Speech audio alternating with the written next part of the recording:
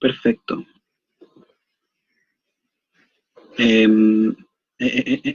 Deja de dejar de compartir. Sí, puedo grabar. ¿Dónde pongo eso? Grabar acá. Ya. Empiezo ahora a grabar, ¿verdad?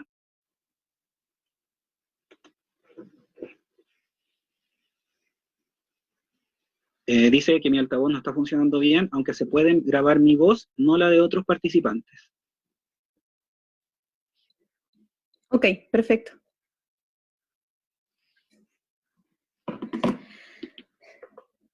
¿Aló? Ahí está grabando.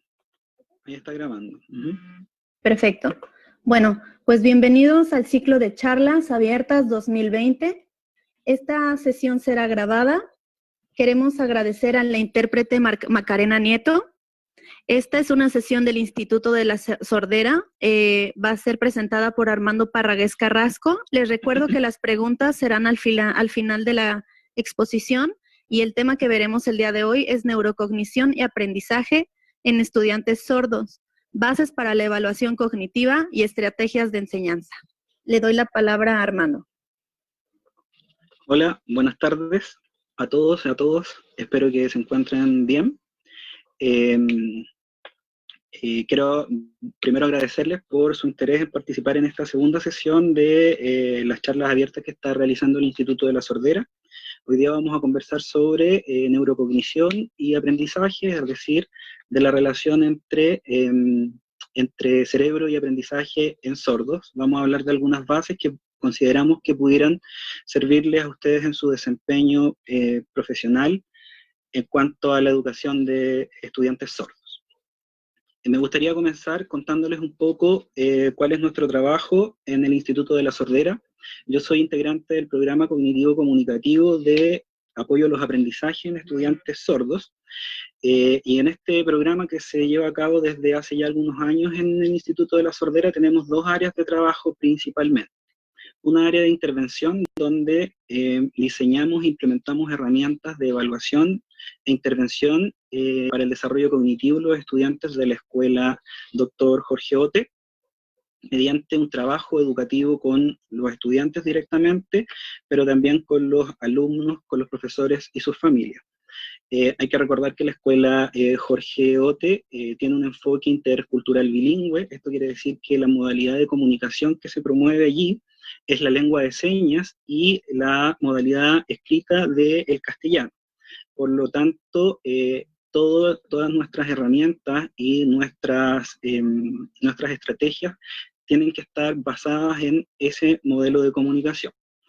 Esto hace que también tengamos que desarrollar otra área de trabajo, que es la investigación, y actualmente estamos desarrollando dos proyectos de investigación. El primero es la adaptación de una batería neuropsicológica infantil en estudiantes a la lengua de señas con los estudiantes de la escuela Dr. Jorge Ote.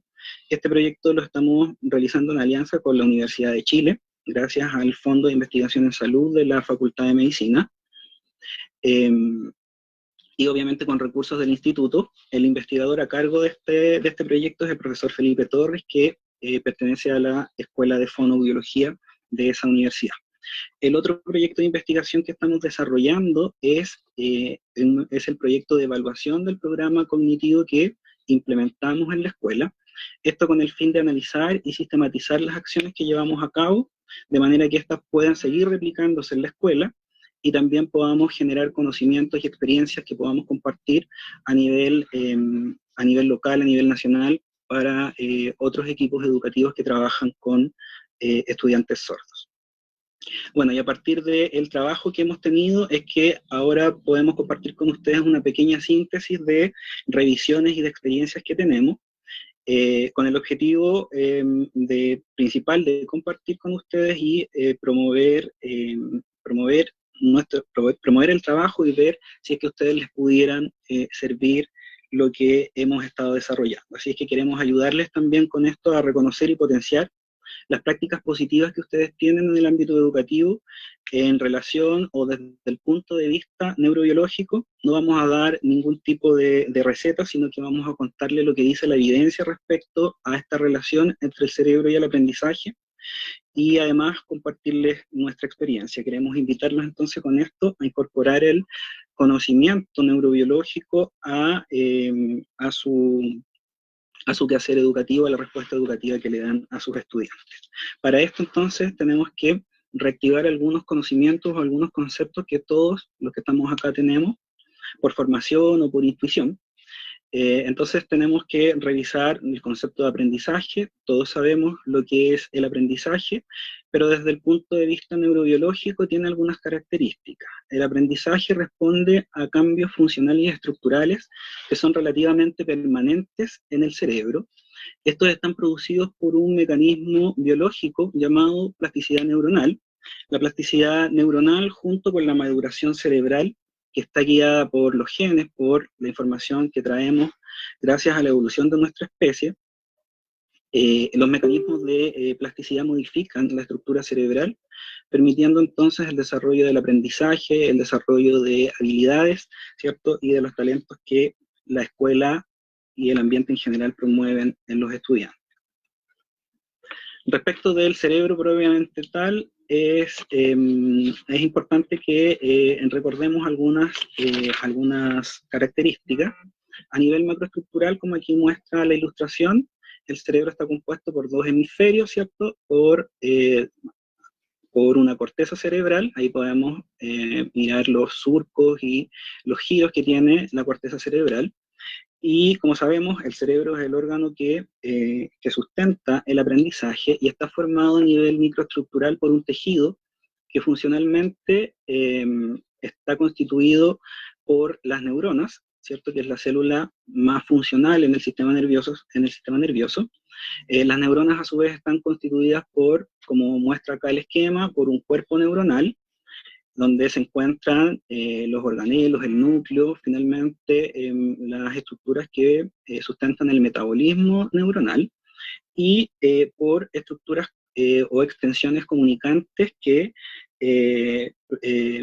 son las que hacen que éstas se contacten con otras células entre sí y con estructuras sensoriales y con otras células efectoras, ¿ya?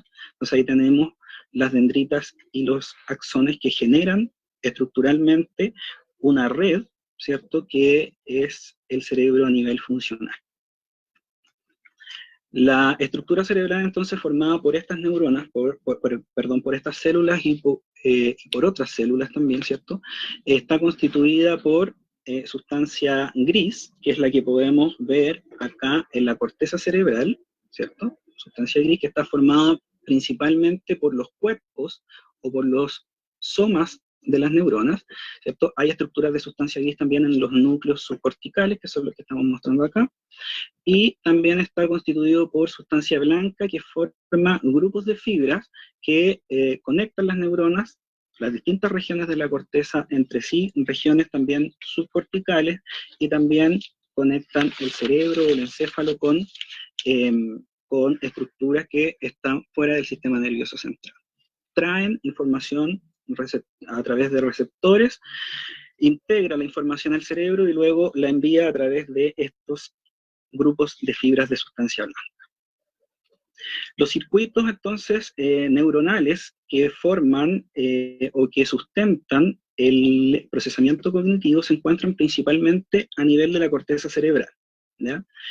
En la corteza cerebral las neuronas se contactan a través de la sinapsis y mediante ellas fluye la información y también se integra información con la que ya tenemos asentadas nuestras estructuras neurales y se generan entonces las respuestas conductuales, respuestas motoras o el pensamiento. En el cerebro podemos ver distintos tipos de corteza cerebral. Vamos a hacer una revisión rápida que nos va a ayudar a entender lo que viene. La corteza cerebral está organizada funcional y estructuralmente según varios principios. Uno de ellos es que en regiones que en este esquema podemos ver con el color celeste y con el color café, ¿cierto? Hay estructuras corticales que son menos complejas a nivel estructural, que son más antiguas en la evolución del ser humano, y que sustentan procesamientos tales como funciones vitales, como el hambre, la sed, ¿cierto? El frío, el metabolismo general, y también funciones relacionadas con las emociones básicas o con el procesamiento de conductas instintivas, ¿ya? Estas regiones corticales, como ustedes pueden ver con las flechas, se conectan con lo que vimos anteriormente, que es lo que podemos ver externamente en el cerebro, que es el neocórtex, o sea, la corteza cerebral más moderna en nuestra escala evolutiva, que, como hemos dicho ya varias veces, ¿cierto?, sustenta o es el asiento de las funciones cognitivas, el procesamiento cognitivo y por ende el aprendizaje. El cerebro trabaja en conjunto, no hay una división entre el trabajo de las distintas cortezas para generar las conductas, los pensamientos, ¿cierto?, o el aprendizaje. Al estar conectadas estos distintos tipos de corteza, se produce el normal condicionamiento de el aprendizaje a las funciones vitales o a las emociones.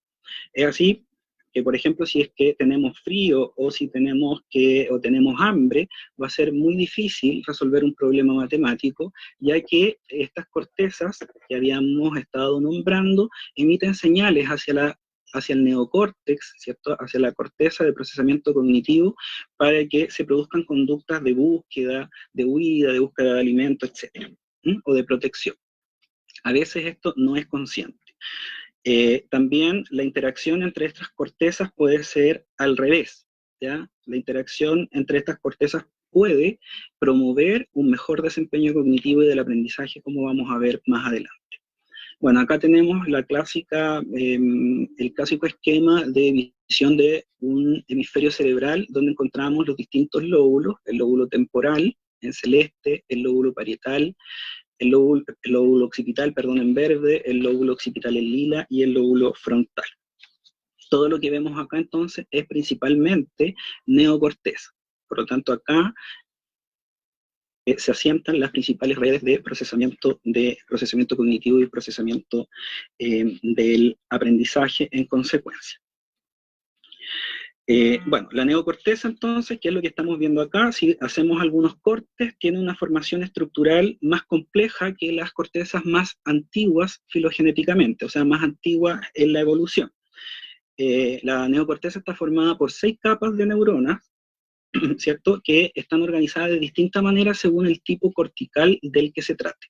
Aquí vemos en el esquema un corte de corteza sensorial primaria, de corteza de asociación y de corteza motora primaria.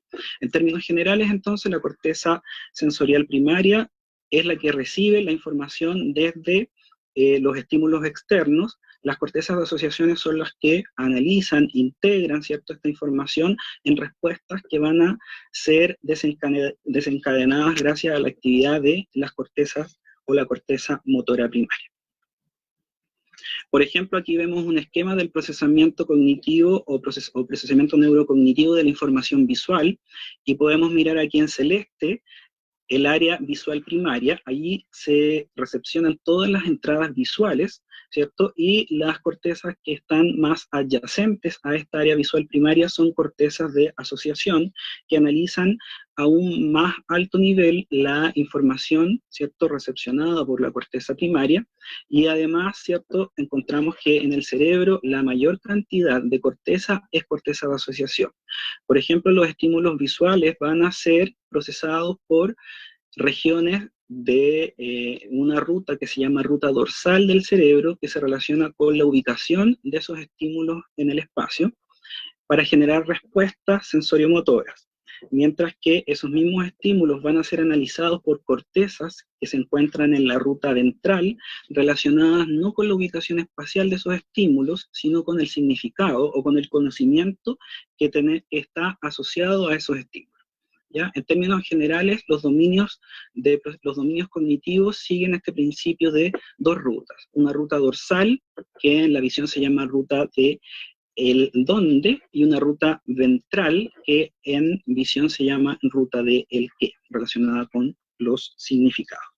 Esta estructura, ¿cierto?, viene formateada o viene ya determinada por nuestro genoma.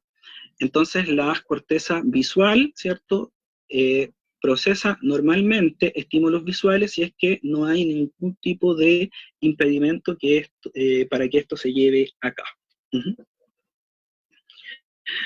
Bueno, vamos a continuar con esta diapositiva. Bueno, en las cortezas, ¿cierto? La corteza, su función como corteza primaria, como corteza de asociación, como dijimos, viene determinada por los genes, ¿ya? No obstante, estas funciones en general son más bien primitivas, porque vienen con el acervo genético que traemos desde muchos años en el contexto de la evolución. No obstante, el aprendizaje y la neuroplasticidad muchas veces reorganizan las cortezas que vienen predeterminadas para otra función. Por ejemplo, en el caso de la lectura, las cortezas de asociación visual, que se relaciona con la lectura o el reconocimiento de los rostros en el lóbulo temporal izquierdo, es ocupada por el procesamiento de las palabras escritas, ¿ya? Esto se da porque el funcionamiento del reconocimiento de rostros, ¿cierto?, es similar a la lectura que hacemos de palabra, y además en nuestra especie hemos evolucionado de tal manera que no requerimos tanta corteza para reconocer rostros, pero sí hemos requerido ocupar corteza para lo que hemos desarrollado como aprendizaje, que es la lectoescritura. ¿Ya? Esto está sustentado entonces por lo que habíamos dicho que era la plasticidad neuronal, ¿ya? Los mecanismos de plasticidad neuronal principales son la formación de sinapsis y la mielinización, que se relaciona más con la maduración de estructuras nerviosas, ¿ya? La plasticidad es más efectiva dentro de algunos periodos dentro del desarrollo, que se conocen como periodos sensibles. Vamos a hablar de eso a continuación. Bueno, sobre la plasticidad entonces, en general, el cerebro es estructurado y plástico, o sea, trae una estructura muy organizada que viene desde el nacimiento, ¿cierto? Pero además tiene un espacio de plasticidad que puede ser enriquecido y potenciado con el aprendizaje. En los primeros años el cerebro tiene entonces aproximadamente unas 2 veces la cantidad de sinapsis que en los adultos, con lo cual el niño va adquiriendo mucha información y va generando sinapsis en su corteza cerebral que le dan la posibilidad de tener un modelo general del mundo que va a ser, ¿cierto?, que va a ser más específico. Sus sinapsis se van a especializar, por ejemplo, en una lengua primaria o en una cultura, ¿ya? Y otras sinapsis entonces van a ser, entre comillas, desechadas para que aquellas que se relacionan con el procesamiento de su lengua y su cultura sean más eficientes. Las cortezas maduran de manera diferente. Por ejemplo, las cortezas sensoriales, ¿cierto?, en términos generales maduran antes en el desarrollo, ¿cierto?, mientras que la corteza prefrontal tiene un tiempo de maduración más amplio. Vamos a ver qué implica la maduración de la corteza prefrontal. La intervención educativa y terapéutica temprana, entonces, es lo más recomendable. No obstante, el cerebro es plástico toda la vida, ¿ya? Y esto es importante en el aprendizaje en el contexto de los sordos. Lo que habíamos dicho respecto de la plasticidad o la reorganización de la corteza para el reconocimiento de sordos es similar a lo que ocurre a nivel de la corteza auditiva en los sordos, la corteza que viene determinada genéticamente para que procese signos y símbolos auditivos. Una vez que esto en el sordo no llegan a la corteza sensorial, se produce entonces una reorganización, ¿ya? En este esquema vemos, por ejemplo, que hay distintas regiones para el procesamiento del lenguaje oral. Vamos a utilizar el mismo esquema porque nos va a servir para orientarnos respecto de los cambios o la reorganización plástica de la red lingüística en sordos, ¿ya? En las regiones que ustedes pueden mirar acá en azul y en celeste, son regiones que en los oyentes procesan las estructuras fonológicas de la lengua, ¿ya? En el caso de los sordos, han visto múltiples estudios que tienen una actividad importante durante la recepción de la ubicación espacial, la posición o la configuración manual durante la asignación, es decir, el equivalente a el nivel fonológico en la lengua de señas, ¿ya? Mientras que regiones como esta que está acá, en el giro temporal medio posterior, se relacionan con el procesamiento léxico y de la sintaxis, es decir, con tareas que requieren el conocimiento, el manejo de vocabulario o la ordenación de las palabras y las estructuras oracionales, tanto en sordos como en oyentes, activan esta región, con una salvedad de que en el caso de los sordos la representación es más bilateral. Hay que recordar que la sintaxis, es decir, el ordenamiento de oraciones en la lengua de señas, tiene un componente secuencial, pero no es el principal como en los lenguajes orales, sino que el componente espacial es más relevante. Y las regiones que están en rojo son regiones que se relacionan con el significado de las palabras y de las oraciones, que son de una activación equivalente tanto en sordos como en oyentes. Lo mismo ocurre con la región que está marcada, la región frontal, que está marcada aquí en amarillo.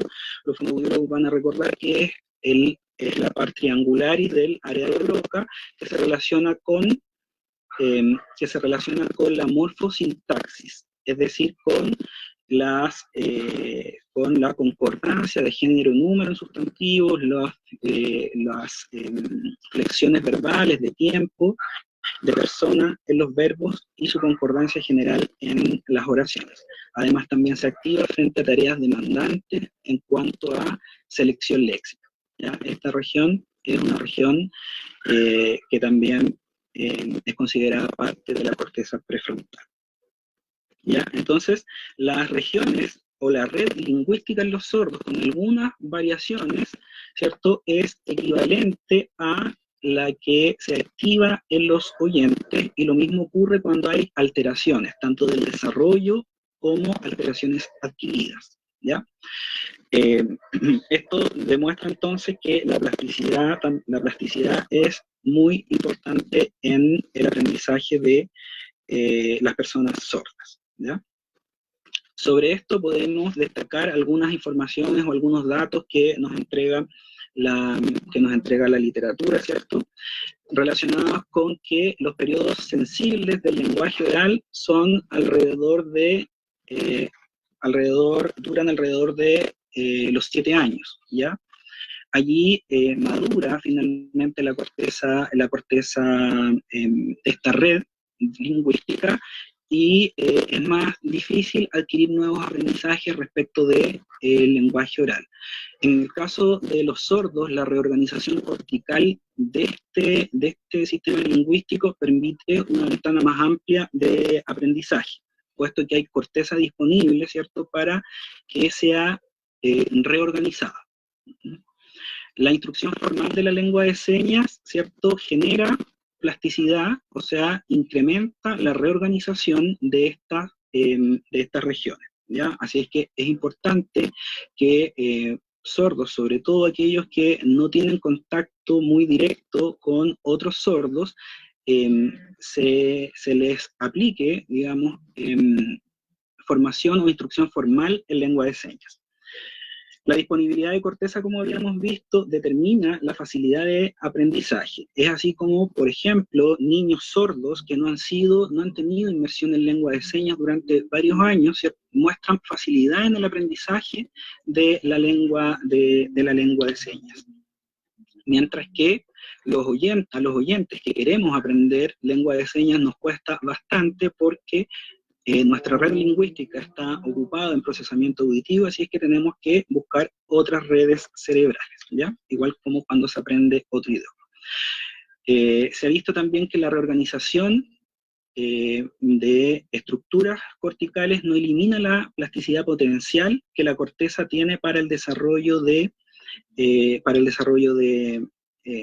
aprendizaje para el que se viene determinado. Y eso es importante en relación a estas recomendaciones y a esta controversia que hay respecto de si es o no es bueno estimular con lengua de señas a niños que están esperando un implante coclear.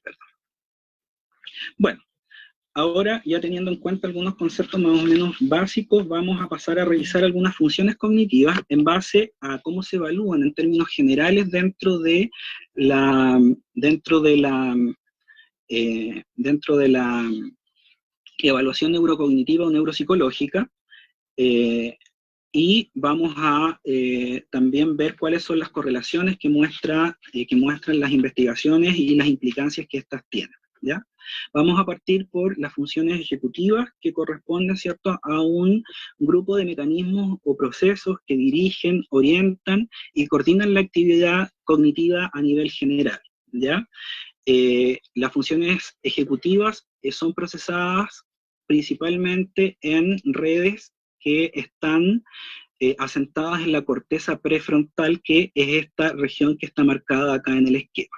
La corteza prefrontal, que ocupa 1/3 de la corteza cerebral, tiene una alta conectividad con todo el resto de la corteza cerebral, puesto que, ¿cierto?, dirige, orienta su actividad, y también, como se muestra en el esquema, con regiones corticales que se relacionan con el procesamiento de funciones vitales y de emociones.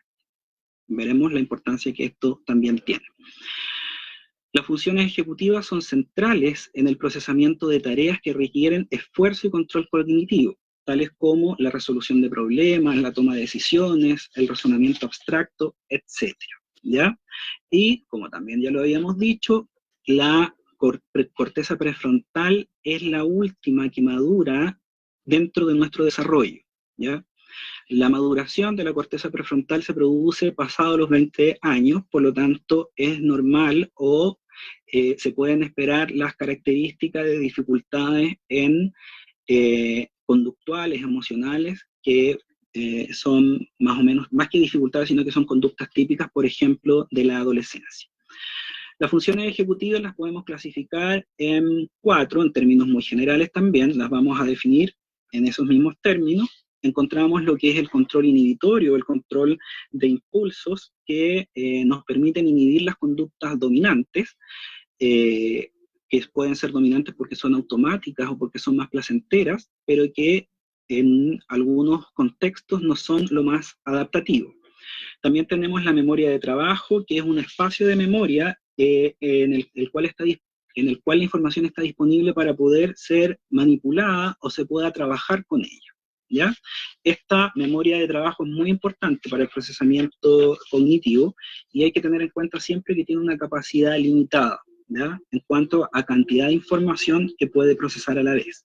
También encontramos la flexibilidad cognitiva, que nos permite realizar cambios en algo que ya estaba previamente planeado, pero que requiere una adaptación, o sea, requiere un cambio de criterio para poder llevar a cabo de manera exitosa la tarea que estamos realizando. Y la planificación, que es la más compleja de todas, y que incluye, como podemos ver en las flechas, todas las anteriores, ¿cierto?, es la capacidad de generar objetivos, de trazar, desarrollar planes, llevarlos a cabo, evaluar cuál es el más adecuado, etc. O sea, es de más alto nivel. ¿Qué nos muestra la investigación en evaluación neurocognitiva a nivel de estudiantes sordos? Lo que les voy a mostrar ahora es una síntesis de lo que dice la investigación y que se ha hecho a partir de la aplicación de pruebas neurocognitivas adaptadas a la lengua de señas. Vamos a mirar algunas correlaciones. Hay que recordar que las correlaciones indican, en términos también muy generales, que dos fenómenos ocurren juntos, pero que no necesariamente tienen una relación causal. Pero si ya dos cosas ocurren juntas, tenemos que prestarle atención en el contexto de la intervención y sobre todo en el contexto de la investigación. El lenguaje, en términos generales, las funciones ejecutivas, ¿cierto?, y el lenguaje tienen una relación, ya que el desarrollo del lenguaje predice el correcto o adecuado funcionamiento ejecutivo en el futuro del niño, del estudiante sordo. Respecto del control inhibitorio, lo que se ha visto es que los niños sordos tienen más dificultades del control de impulsos dependiendo de la etiología de su hipoacusia. ¿Ya? Cuando la hipoacusia es genética, ¿cierto? En general no hay tantas dificultades de control de impulsos, mientras que cuando la etiología de la hipoacusia tiene que ver con enfermedades que ocurren durante el embarazo, ¿cierto? O posteriores en los primeros años, se observa más compromiso del control inhibitorio, y esto puede ser porque esas etiologías, esas enfermedades alteran o impactan en el desarrollo de la corteza prefrontal en las funciones ejecutivas. Específicamente en relación a la memoria de trabajo,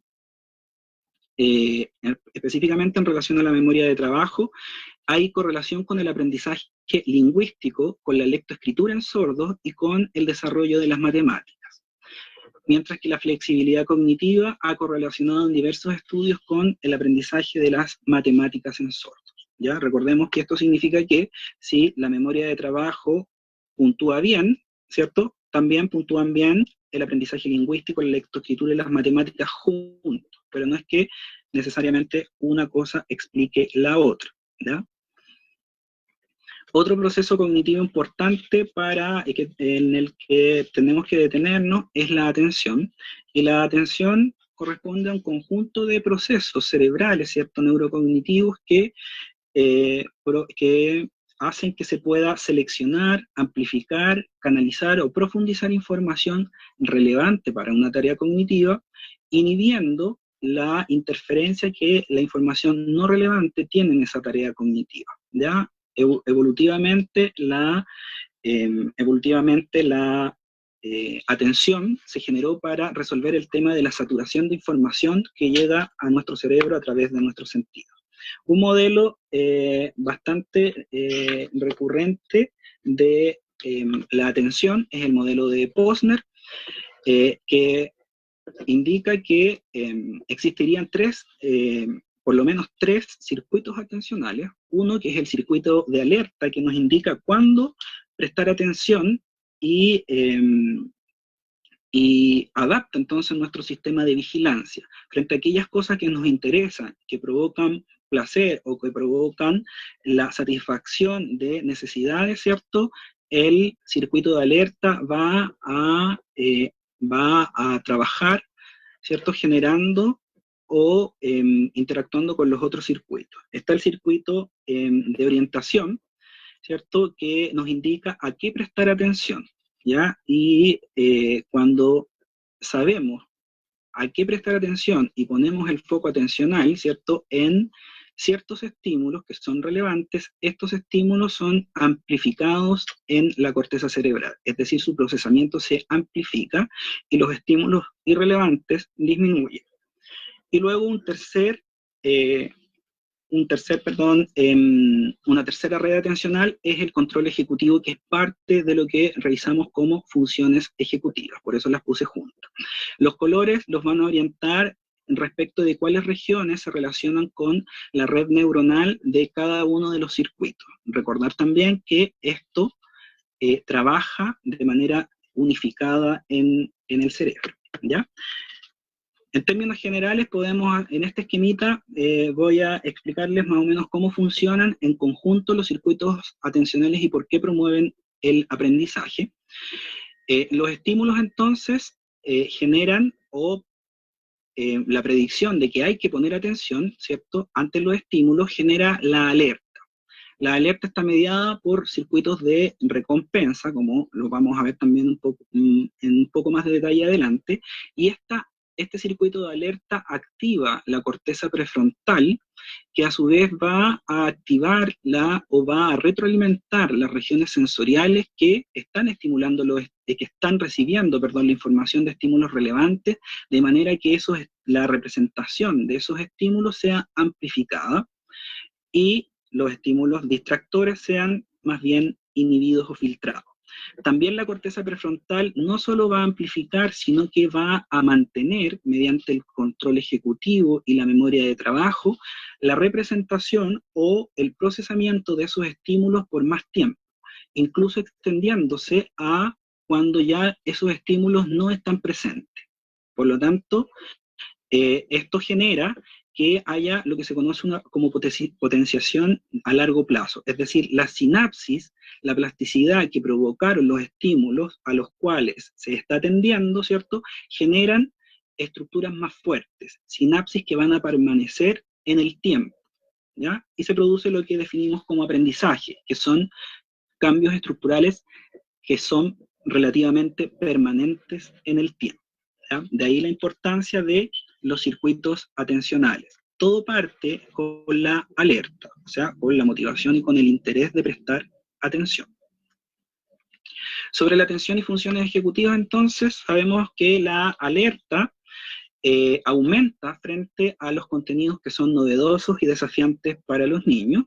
La orientación hacia los estímulos influye en la percepción de esto. No somos capaces de ver aquello a lo que no atendemos. Por lo tanto, difícilmente podríamos aprenderlo.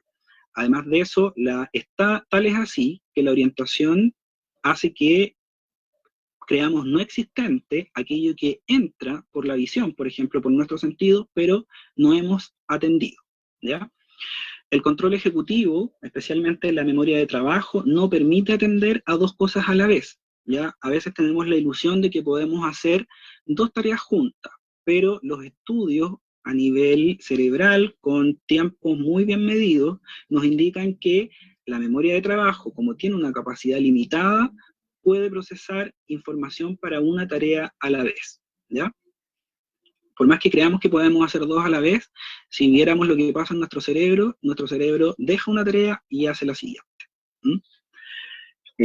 Luego tenemos que los mejores efectos, el desarrollo de atención ejecutiva y las funciones ejecutivas en general, y aquí hay una buena noticia, responden bien al entrenamiento, y donde se obtienen los mejores resultados de entrenamiento de funciones ejecutivas, según indica la evidencia, ¿cierto?, es en contextos que son más vulnerables, ¿ya? Allí es importante para nosotros que trabajamos con sordos. Otro punto importante de la atención es que la capacidad atencional que tenemos los seres humanos nos permite esta característica humana que es la enseñanza. El cerebro de quien enseña está preparado entonces para modificar y adaptar las conductas de manera que se genere una interacción, una relación con quien va a aprender. De esta manera, quien aprende capta e interpreta esas conductas de manera que puede comprender que se le va a transmitir conocimiento. Esta relación, ¿cierto?, que ocurre entre quien enseña y quien aprende, está mediada por la atención compartida y tiene un fuerte componente neurobiológico, ¿ya? Por lo tanto, desde este punto de vista podríamos decir que enseñar finalmente es captar, mantener y estar atento a la atención del otro. Ahora vamos a revisar qué ocurre con los procesos de memoria. La memoria consiste en un conjunto de mecanismos mediante los cuales la información sensorial es registrada, almacenada y evocada desde el sistema cognitivo. Por supuesto, esto tiene un sustento en estructuras neuronales.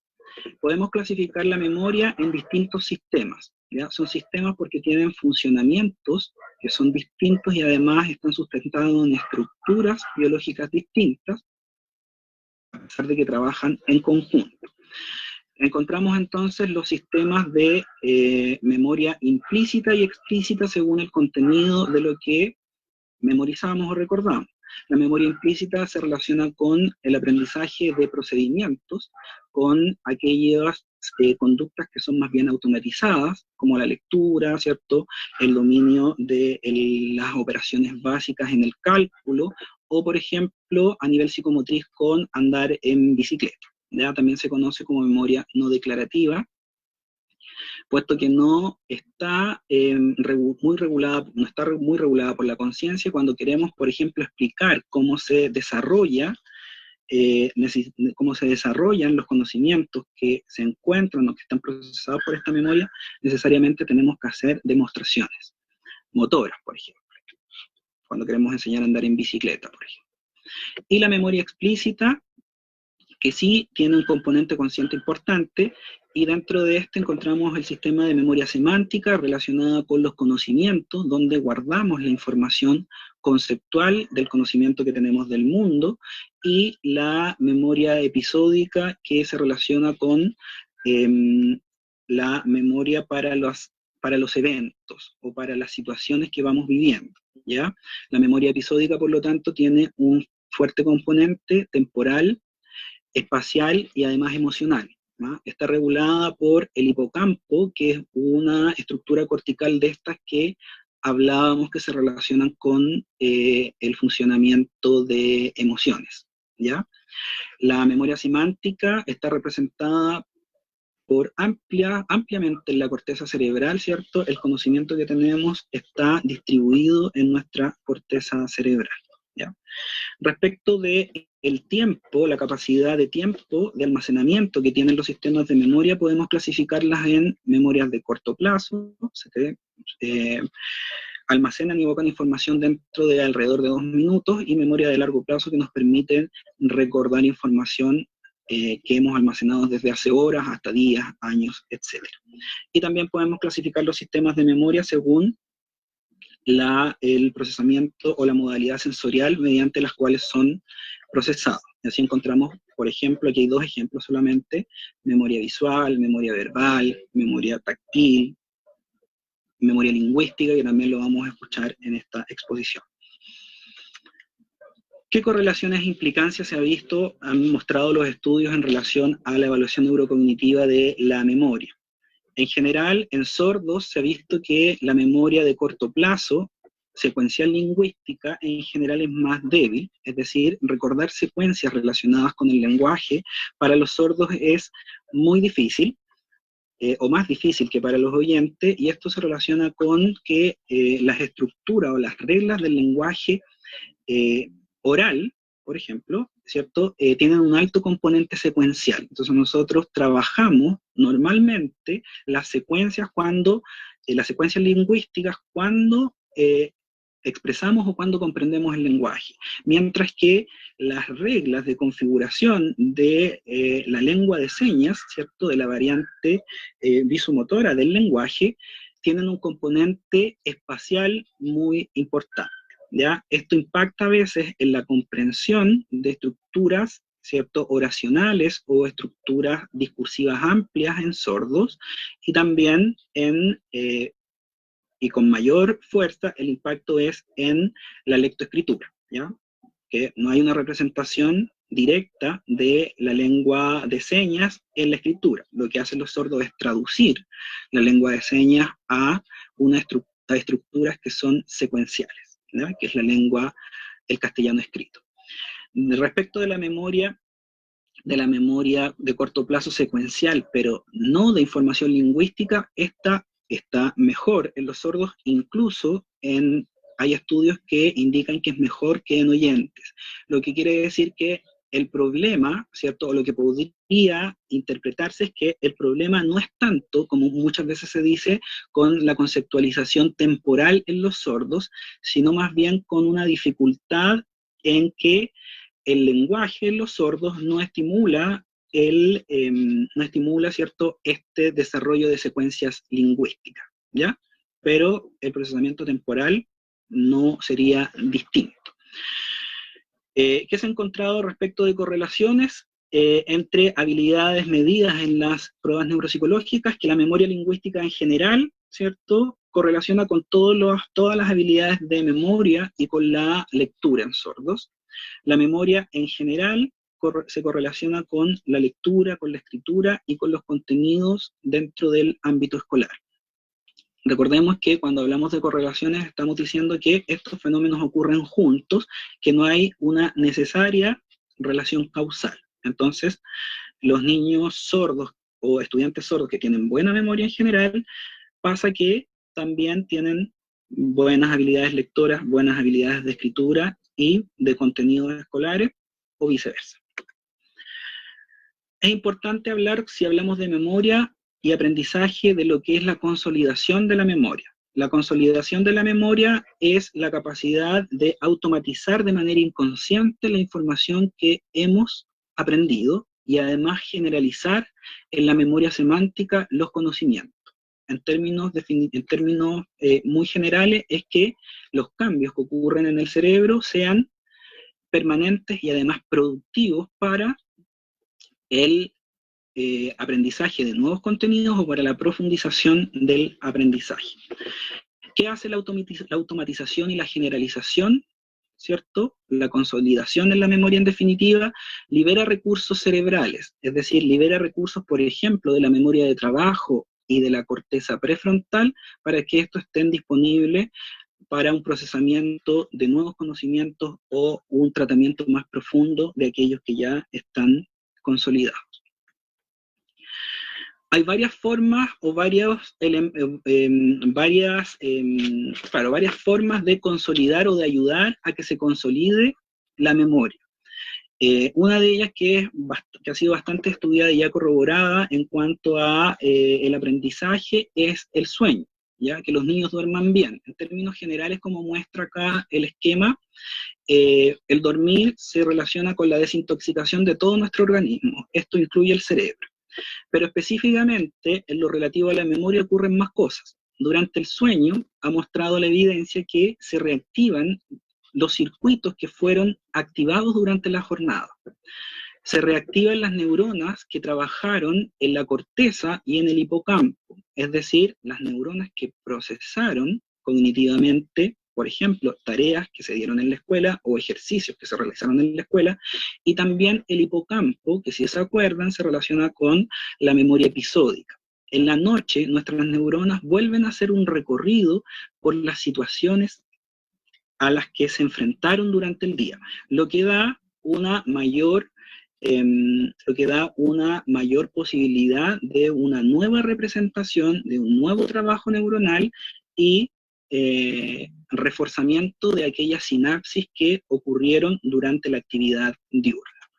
Esto es importante si queremos intervenir desde el punto de vista neurocognitivo en la escuela a nuestros estudiantes, puesto que hay formas de guiar esta activación neuronal nocturna. Lo que se ha probado que es más eficiente en relación al contexto de aprendizaje es, por ejemplo, estudiar o repasar contenidos algunas horas antes de dormir, ¿ya?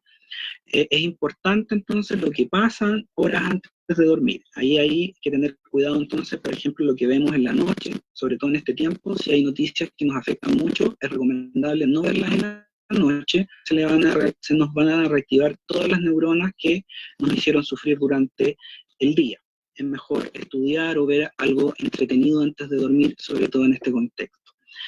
Surgen preguntas respecto de esto, si es conveniente entonces obligar a los niños a dormir siestas. Se ha visto que las siestas en algunos ámbitos escolares son efectivas, ¿cierto? Por este mecanismo biológico que ya vimos. No obstante, los niños les da sueño una vez que han completado o que tienen una cantidad de procesamiento que les evoca el sueño. Por lo tanto, si los niños quieren dormir, es recomendable que duerman, pero si los niños no quieren dormir es porque todavía probablemente tienen cosas que procesar. Y de ahí viene la importancia que tiene el sueño en la anamnesis psicoeducativa, ¿cierto? Que no se relaciona solamente con cuestiones de salud, sino también con aprendizaje y la educación a la familia respecto de esto. Y a veces también la educación a las comunidades educativas, ¿ya? El problema de los horarios es bastante importante en este punto. Vamos a revisar, creo que ya estamos con poco tiempo, y parece que no se está escuchando bien, me avisan. Vamos a ver si ahí se escucha bien. Bueno, las habilidades visoespaciales también son importantes. En la evaluación neurocognitiva vamos a mirar qué ocurre o qué nos muestra la ciencia respecto de sordos. Las habilidades visoespaciales son los procesos relacionados con los estímulos visuales en cuanto a su contenido, su significado y en cuanto a su ubicación en el espacio. En general, las pruebas neurocognitivas, ¿cierto?, se relacionan con la memoria visual y con la rotación mental, es decir, con la manipulación de imágenes y objetos en 2 y 3 dimensiones. La memoria visual, en términos generales, en sordos, se ha relacionado con el desarrollo de la lengua primaria y con habilidades lectoras. O sea, hay correlación. La rotación mental en sordos se relaciona en términos generales con la fluidez lectora, con el aprendizaje general y con el aprendizaje de la lengua de señas. En este caso no ocurre el efecto que ocurre en los oyentes, de que la rotación mental se relaciona con el desarrollo de habilidades matemáticas. En varias investigaciones se ha visto que en los sordos no se cumple esto, ¿ya? Las habilidades visoespaciales entonces liberan recursos de la memoria de trabajo, se disocian de las funciones ejecutivas, y eso es importante, puesto que los niños, en términos generales, que tienen dificultades lingüísticas, ¿cierto?, tienen dificultades en las funciones ejecutivas, pero también hay otra vía entonces de procesamientos que se relacionan con la lectoescritura o con cuestiones que ocupan mucha capacidad de memoria de trabajo en sordos, ¿ya? Así que es importante ahí tenerlo en cuenta para la intervención cognitiva en sordos. Entonces, estas habilidades visoespaciales, cuando están bien desarrolladas, dejan recursos disponibles en la memoria de trabajo, en las funciones ejecutivas, para el aprendizaje de cuestiones novedosas o para la profundización de los aprendizajes. Vamos a mirar también qué ocurre con la evaluación de aprendizajes en el contexto de evaluación neurocognitiva, ¿cierto?, a través de pruebas neurocognitivas que incluyen, por ejemplo, la lectura, que ha correlacionado con la memoria de trabajo nuevamente y con habilidades del lenguaje. Las habilidades lectoras, estas son reconocimiento de vocabulario, fluidez lectora y comprensión, en términos globales y en general, correlacionan con habilidades del lenguaje, específicamente con la fluidez del lenguaje. Recordemos que cuando hablamos del lenguaje siempre nos referimos al desarrollo de lengua de señas, que es la modalidad lingüística, ¿cierto?, de los sordos, con el conocimiento general y con funciones ejecutivas. La escritura correlaciona en términos generales con el conocimiento académico, con la lectura y con el vocabulario escrito. Las matemáticas con la flexibilidad cognitiva, con la memoria lingüística, tanto de corto como de largo plazo, y con la memoria de trabajo. Ya, si vamos desglosando cada una, tienen bastante sentido, pero también encontramos que no todo correlaciona con todo, por lo tanto hay cuestiones a las que hay que ponerle atención si queremos intervenir en la educación de sordos con un enfoque neurocognitivo. Sobre aprendizaje en términos generales y neurocognición, podemos ver que la lectoescritura en sordos ocupa elementalmente muchos recursos de memoria de trabajo, pero también ocupan recursos de memoria de trabajo cuando hay dificultades a nivel del lenguaje en general y cuando hay dificultades de conocimiento, ¿ya? Y esto se relaciona más que con funciones ejecutivas con la memoria de largo plazo. Si se incrementa el desarrollo lingüístico y se incrementa el desarrollo de conocimientos, probablemente la lectoescritura tenga más recursos disponibles en la memoria de trabajo para que estos sean utilizados en la comprensión y en la organización correcta de texto, que todos los que trabajamos con sordos sabemos que es algo un poco difícil de lograr en la mayoría de los casos, ¿no? Hay casos, por supuesto, excepcionales. La exposición a la lectura, hay investigaciones que muestran que ha predicho mejor el aprendizaje que las habilidades lectoras en sí. ¿Ya? Entonces, estudiantes más grandes que tienen buen rendimiento en aprendizaje, si uno busca, estos estudiantes no es que tengan muy buenas habilidades lectoras, pero sí anteriormente fueron expuestos a lectura. Por ejemplo, a lectura de títulos, de revistas, a cómics con espacios pequeños de lectura, etc. El desarrollo fonológico, se han diseñado programas de intervención en desarrollo fonológico para incrementar habilidades de lectoescritura, y se ha visto que en sordos no tienen un buen resultado. Esto lógicamente porque no hay una correspondencia fonológica entre la lengua de señas y la modalidad escrita del castellano. Por lo tanto no se puede automatizar, ¿ya? El procesamiento fonológico en general es automático, ¿ya? El aprendizaje en general se relaciona con el desarrollo del lenguaje y funciones ejecutivas, por lo tanto es muy importante en los contextos en que no se encuentren con más compañeros sordos, por ejemplo, que sí haya interacción con otros sordos y que sí haya modelos lingüísticos sordos, puesto que el desarrollo del lenguaje tiene que seguir incrementándose para que hayan buenos aprendizajes. De ahí la invitación a generar no solamente educación en lengua de señas a la comunidad, sino que a los mismos sordos, seguir entrenándolos y seguir enseñándoles lengua de señas, sobre todo en escuelas, por ejemplo, con programas de integración. En la escuela Jorge Ote hay programas de aprendizaje de lectura de lengua de señas durante toda la educación, ¿ya? Eso es muy importante, y vemos que eso refuerza la reorganización plástica de las cortezas relacionadas con el lenguaje. El aprendizaje general, entonces, se relaciona con esto, y el desarrollo del lenguaje en el idioma primario depende de la plasticidad inducida por los estímulos visuales, ¿cierto?, pero también por las funciones ejecutivas que se relacionan con el aprendizaje más formal, por ejemplo, en lengua de señas, ¿ya?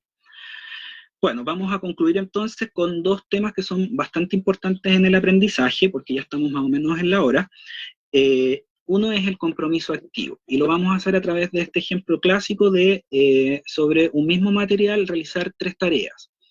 Por ejemplo, aquí tenemos una lista de 4 palabras, ¿cierto? Y se le dan distintas tareas a distintos grupos de niños. A uno se les pregunta con qué letras están escritos, a otro se le pregunta con qué letra terminan, y a otro se les pregunta por qué tienen en común. Después de harto tiempo, semanas incluso, si se le pregunta a uno de los niños, ¿cierto?, cuáles eran las palabras que estaban en esa lista que se presentó anteriormente, lo más probable es que los niños que tuvieron una tarea más profunda, ¿cierto?, en nivel de dificultad, sean aquellos que recuerden la lista de palabras. Esto es porque esta tarea desafiante, que requiere control y esfuerzo cognitivo, ¿cierto?, estimula o activa la corteza prefrontal. La corteza prefrontal, a su vez, mediante las conexiones que tiene con las regiones hipocampales o parahipocampales, entonces va a mediar a través de la atención y a través de la memoria una fuerza, ¿cierto?, en la sinapsis que ocurrieron cuando se realizó por primera vez la tarea. Por lo tanto, el compromiso activo se refiere a que los niños puedan tener tareas o puedan tener una participación más profunda respecto de lo que se les plantea dentro del aprendizaje. El compromiso activo, es decir, aquellas tareas que tienen un nivel adecuado de, o que más que tener un nivel adecuado, sino que estimulan adecuadamente la curiosidad de los niños, la búsqueda, la indagación de conocimiento, hace que tengan mejor aprendizaje, ¿ya? O un aprendizaje efectivo. La curiosidad, ¿cierto?, que es un componente biológico natural en el ser humano, que se parece mucho a otras necesidades que tenemos, como el hambre, como la sed, como la necesidad de reproducción, como la necesidad de abrigo, ¿cierto? Satisfacerla, ¿cierto?, satisfacer esta necesidad de curiosidad que tenemos los seres humanos, es estructural y funcionalmente muy parecido a satisfacer las otras necesidades. La particularidad es que en el ser humano esta necesidad básica no se relaciona con una recompensa material, sino que es con una recompensa mental, ¿ya? De allí es que a muchos les satisfaga, por ejemplo, curiosear en redes sociales, ¿cierto?, etcétera. ¿Por qué? Porque naturalmente es una necesidad vital satisfacer la curiosidad. Hay un componente biológico en ello, y como vemos acá, se relaciona con un circuito de un neurotransmisor que se llama dopamina, que media, ¿cierto?, las recompensas inmediatas, ¿cierto?, a través de la activación, como ven acá en celeste, ¿cierto?, de distintas regiones del cerebro, ¿ya? Frente a algo que nos causa curiosidad, nuestro cerebro se pone alerta y se empiezan a activar los mecanismos atencionales y de aprendizaje. Entonces es importante que ante la curiosidad hay que tener cuidado con el castigo, ¿ya? La curiosidad no se debe castigar. La curiosidad induce a la sorpresa también a través del error, ¿ya? El error también es importante en el aprendizaje. Si se le plantea una pregunta a un niño que tiene 2 opciones, aunque acierte, mentalmente hay un alto porcentaje de representación de un error. Si se le pregunta a un niño, por ejemplo, cuál es la capital de Uruguay, y se le da la opción de Montevideo o Asunción. Aunque diga Montevideo, un 50% de las posibilidades fueron un error. Esto hace que al niño, ¿cierto?, se le reajusten conocimientos que ya tiene asentado. Si el niño se equivoca, ¿cierto?, creyendo que está en la razón, va a haber, se va a activar un mecanismo que es la sorpresa, y ante eso va a querer resolver la problemática, ¿cierto?, mediante la curiosidad, y ya sabemos que la curiosidad activa los circuitos de atención, la alerta, la orientación, etcétera, y el niño va a poder resolverla. Si dejamos solo al niño con su curiosidad y con su indagación, probablemente pueda repetir el error o ya no va a ser novedoso seguir indagando en una problemática u otra. Y de allí la importancia de la enseñanza en conducir correctamente el feedback a partir del error hacia el aprendizaje, puesto que la sola curiosidad y el solo hecho de que el niño sea consciente de que tuvo un error pone en actividad los mecanismos neurobiológicos del aprendizaje. Entonces tenemos que aprovecharlos. Sobre la curiosidad, entonces, es importante decir que la curiosidad se orienta hacia lo nuevo y lo accesible. No causa curiosidad aquello que es muy repetido y fácil, y tampoco causa mucha curiosidad aquello que es demasiado difícil. El castigo ante el error o la estructura autoritaria orienta hacia el castigo el circuito dopaminérgico. Por lo tanto, los niños van perdiendo la curiosidad. El feedback frente al error debe orientar al camino correcto, de modo que la curiosidad lleva a la sorpresa al error, y el error no al castigo, sino que al aprendizaje. Finalmente, para concluir, queríamos plantearles algunas reflexiones y algunas conclusiones para cerrar. Planteamos entonces que conocer el procesamiento cerebral del aprendizaje en sordos es muy relevante. Hay harta investigación que está hecha a nivel internacional, a nivel local también, pero falta mucho que conocer y que documentar. La educación y la familia, ¿cierto?, a la familia y a la comunidad para promover el desarrollo cognitivo se debe considerar dentro de las acciones del equipo psicoeducativo. Ya no solamente acciones que tengan que ver con el niño, sino que también con la familia y con la comunidad en general, sobre todo cuando se quieren diseñar respuestas que vayan orientadas a aquellas cuestiones que son más difíciles, por ejemplo, respuestas ante la lectoescritura. Hay que tener en consideración cómo funciona la lectoescritura a nivel neurocognitivo y regular lo que queremos esperar y aquello que es más funcional para los estudiantes sordos. Entonces, indagar la relación entre el cerebro y aprendizaje en sordos va a reforzar la importancia de los modelos y compañeros lingüísticos de estudiantes sordos, ¿ya? Si cuando vimos las correlaciones, vimos que había mucha relación entre el desarrollo del lenguaje, obviamente a través de la lengua de señas, y el funcionamiento cognitivo, ¿ya? Un estudiante que sale de una comunidad o de una escuela, por ejemplo, de sordos, y va a una escuela con programa de integración, por más que se generen recursos, pero se puede quedar al debe en que ese niño siga desarrollando la lengua de señas, no solamente con una profesora o con un coeducador que hacen una tarea muy importante, sino que el niño debe recibir instrucción formal en lengua de señas para que complete su desarrollo y mejore sus aprendizajes. Tienen todo, tienen una corteza cerebral disponible al aprendizaje, con una ventana plástica que todavía puede generar muy buenos resultados. Se requiere no solo adaptar, sino crear herramientas de evaluación e intervención neurocognitiva en sordos. Muchas las adaptamos, nosotros estábamos trabajando en una adaptación, pero posteriormente debiéramos crear herramientas que estén pensadas en las bases cognitivas y neurocognitivas de la lengua de señas, puesto que muchas veces, por barreras en la lengua de señas, estamos midiendo en toda la evaluación solamente desarrollo de lengua de señas. Eso puede ser una de las explicaciones de que haya tanta correlación con la lengua de señas, ¿ya?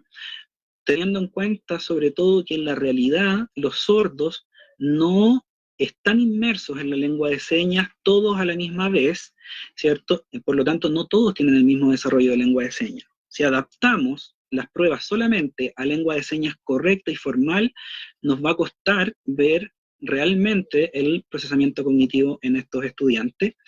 Y finalmente planteamos sistematizar y compartir las experiencias, que es lo que estamos haciendo nosotros, y esperamos poder seguir comunicándonos con todos los profesionales que a nivel educativo trabajen con sordos, para que compartamos este enfoque, compartamos aquello que vamos aprendiendo, aquello que vamos descubriendo con la investigación y con las experiencias, y generemos más instancias de aprendizaje y de colaboración entre nosotros. Esperamos haberlos entonces ayudado, esperamos haber aportado en su quehacer profesional en cada una de las áreas en que se desenvuelven, y también a nivel de equipo, cuando generen planificación en equipo, cuando generen respuestas educativas en equipo, ya sea cuando todos ustedes pueden analizar una evaluación intelectual hecha por el psicólogo, pero también aquellos componentes cognitivos de la evaluación psicopedagógica o psicoeducativa, o pedagógica simplemente. Eso, muchas gracias por su atención. Sé que fue más o menos largo, que partimos tarde porque tuvimos problemas técnicos, también que muchas cosas fueron vistas de manera muy somera, pero esperamos entonces encontrarnos en otras instancias. Ahora vamos a dar lugar a algunas preguntas, si es que queda algún tiempo, para que podamos conversar. Eso. Muchas gracias, Armando. Te agradecemos esta valiosa información. Y vamos a empezar con nuestra ronda de preguntas. Nos preguntan Rodrigo Moya, ¿a qué se debe que los estudiantes sordos no recuerden los grafemas, palabras escritas? ¿Desde qué enfoque? ¿A qué se debe que no recuerden los grafemas en las palabras escritas? Sí. Bueno, yo creo que sí pueden recordar los grafemas en palabras escritas, pero les es muy difícil porque no hay una concordancia como hay en el lenguaje oral, de que los grafemas, por ejemplo en castellano, es muy fácil, ¿cierto?, aprender, se aprende rápido, los niños aprenden rápido a leer en castellano, porque es una lengua transparente, ¿ya? Cada uno de los sonidos, cada uno de los fonemas se corresponde con un grafema, ¿ya? Lo mismo ocurre a nivel de estructura silábica. Siempre es difícil aprender a leer cuando no hay esta correspondencia, que no la hay en la lengua de señas, y tampoco la hay tan exacta en algunos otros idiomas. Por ejemplo, los niños que para aprender a leer en inglés requieren más tiempo, por esta no correspondencia tan clara, ¿cierto?, tan transparente que ocurre en el español, ¿ya? Entonces los niños sordos tienen que ocupar muchos recursos de memoria de trabajo, es una tarea muy demandante cognitivamente, el tema de la lectoescritura, ¿ya? Vimos que sí se puede ayudar incrementando la memoria, incrementando el conocimiento general, a el procesamiento, a la automatización de la lectoescritura, pero de por sí es difícil, ¿ya? En 2 idiomas, tienen que estar traduciendo permanentemente. Claro, muchas gracias por la respuesta. Seguimos con otra pregunta. Queremos recordarles que puedan entrar a menti.com y acceder con el código 328466, y de esa manera nos pueden hacer llegar también sus preguntas o aquí por el chat de Facebook. Continuamos con esta que dice, desde la neurocognición, ¿existe alguna herramienta que contribuya a mejorar la lectura y escritura del estudiante sordo?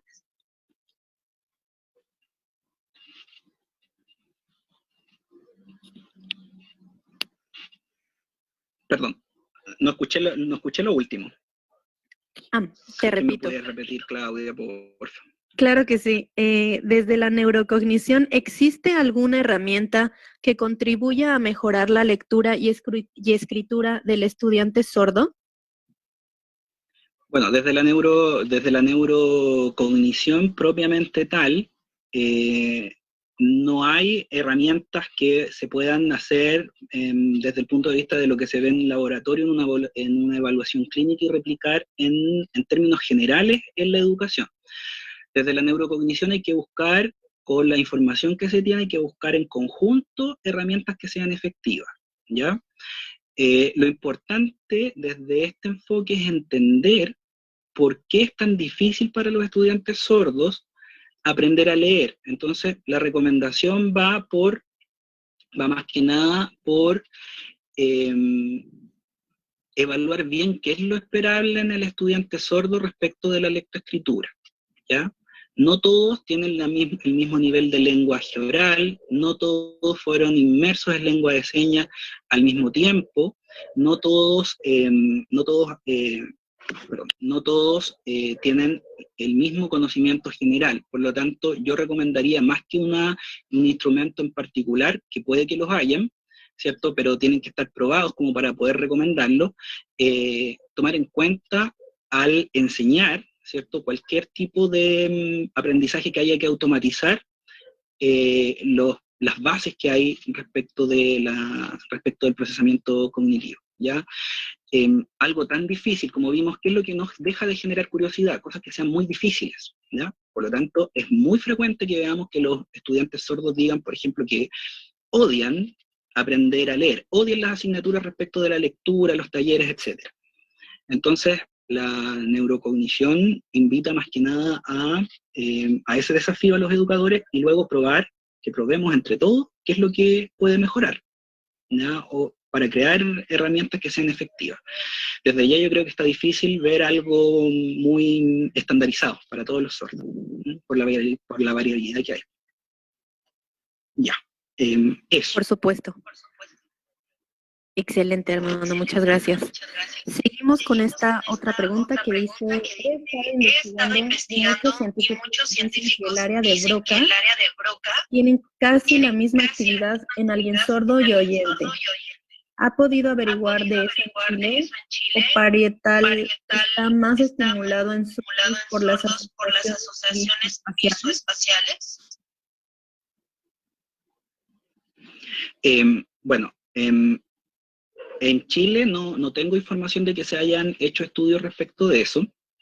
Podemos averiguarlo y podemos seguir conversando, pero a nivel internacional sí, hay harta evidencia de que el área de Broca, ¿cierto? Que es la que mencionamos anteriormente, que está pintado en celeste y pintado en amarillo, que se relaciona por una parte con el procesamiento a nivel de la motricidad para articular palabras, y en el caso de los sordos, que es la planeación de los movimientos de la mano, y también en la región que estaba pintada en amarillo, que también es parte del área de Broca, que tiene que ver con la morfosintaxis, también se replica en la lengua de señas, ¿ya? A nivel parietal,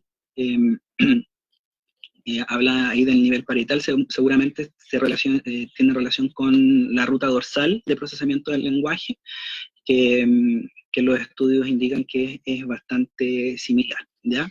No tengo conocimientos respecto de investigaciones que se hayan hecho en Chile con, por ejemplo, pacientes afásicos,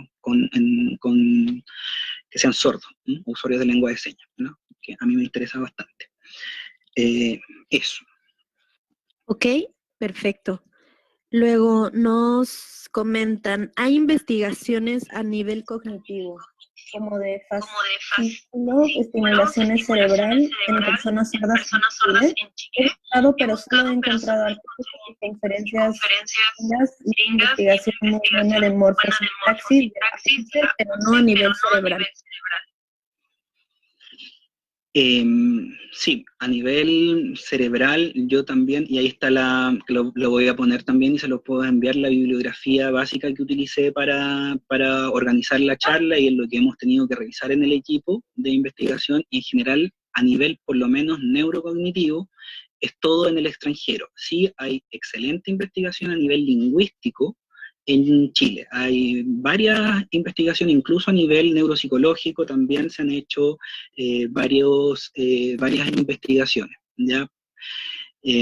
Hay poco en cuanto a procesamiento, ¿ya? Más aún en Chile debe haber poco, si es que hay, respecto de estimulación con esa técnica que menciona la persona que pregunta.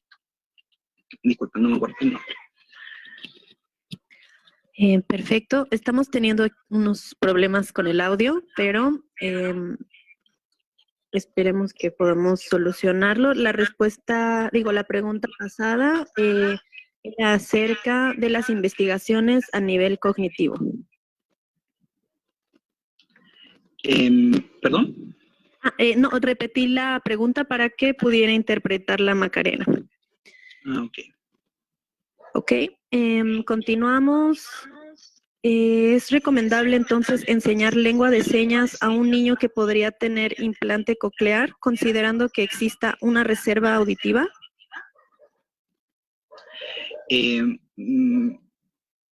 Desde el punto de vista más neurocognitivo, ¿cierto? Lo que se ha ido estudiando es lo que les mencioné anteriormente, que tiene que ver con que la reorganización de la corteza auditiva o de la red lingüística, como pasa en otros casos de reorganización dentro de la corteza cerebral, no suprime completamente el potencial de plasticidad para desarrollar aquello para lo que, entre comillas, ¿cierto? O así es, está determinado por la genética de nuestra especie. Ahora, la recomendación, en términos generales, tiene que ser individual y tomando en cuenta muchas otras variables, no solamente la variable neurocognitiva, ¿ya? Por lo tanto, la decisión y la recomendación es más compleja que lo que uno puede recomendar, ¿ya? Lo que sí se ha visto es que los niños con reserva cognitiva que no son implementados o que sí son implementados, ¿cierto? Es más variable el resultado que de la estimulación del lenguaje. Eso depende de la edad en que se implantes, etcétera, ¿ya? En cambio, el aprendizaje de lengua de señas en relación a plasticidad es más factible de que tenga éxito en cuanto a la función que tiene el lenguaje, ¿cierto? A la comunicación, al pensamiento, a la regulación conductual, ¿ya? Depende de cada caso y como se vio en la charla anterior, que les recomiendo escucharla, que la hizo mi colega Daniel Tapia, el tema de la decisión de si un niño quiere, o sea, si una familia o el niño necesita usar implantes u otro tipo de metodología es bastante compleja. Perfecto, muchas gracias. Nos preguntan, ¿cuál es la mejor forma de enseñar a leer a los estudiantes sordos, teniendo en cuenta su dificultad en el lenguaje, específicamente en conciencia fonológica? Es difícil, como vimos también en la presentación, el tema de la conciencia fonológica en sordos, aunque va a depender también del momento en que se produjo la hipoacusia, ¿ya? Las personas sordas poslocutivas, ¿cierto? Que igual desarrollan lengua de señas, estuvieron expuestos a este procesamiento de la fonología oral, ¿ya? Por lo tanto, para algunos de ellos puede que sea más fácil, pero para sordos que en términos generales no manejaron lenguaje oral o no alcanzaron a tener una representación importante de la fonología, la enseñanza de la fonología o la estimulación de la fonología para la lectoescritura es complicada por la cantidad de demanda de memoria de trabajo que se realiza, ¿ya? O que implica, ¿ya? De todas maneras, estas cuestiones siempre están en debate, ¿ya? Todavía hay gente que defiende con evidencia y controversia respecto de la estimulación de la conciencia fonológica o habilidades fonológicas para la lectoescritura en sordos. Y ahí la investigación es la que tiene que definir. No obstante, sí o sí, es muy demandante el aprendizaje fonológico cuando uno no tiene, ¿cierto?, a nivel no escrito, una representación de la fonología. Muchas gracias, Armando.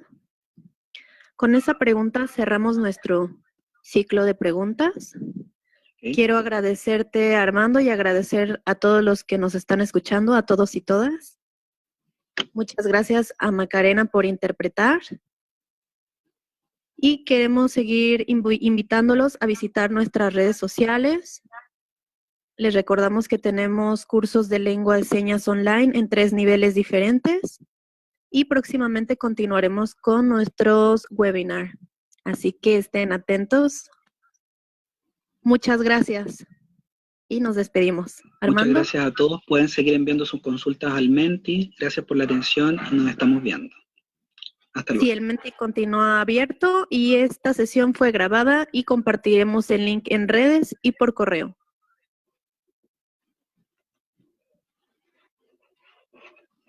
Eso sería todo. Muchas gracias.